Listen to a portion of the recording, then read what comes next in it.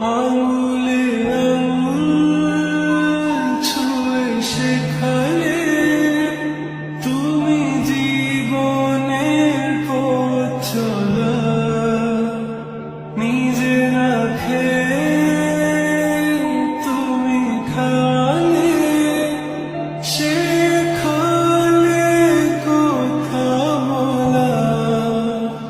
বাবা তুমি আমার যত খুশির কারণ,